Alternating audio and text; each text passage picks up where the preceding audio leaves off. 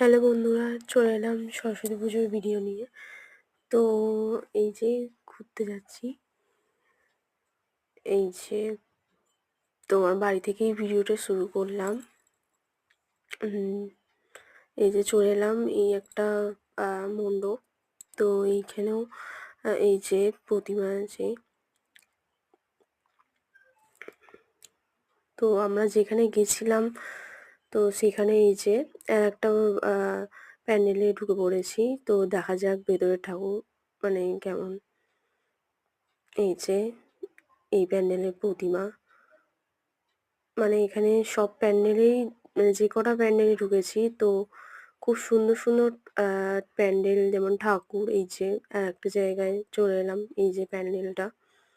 তো এবার ভেতরে গিয়ে দেখা যাক প্রতিমা। তো চলো দেখা যাক।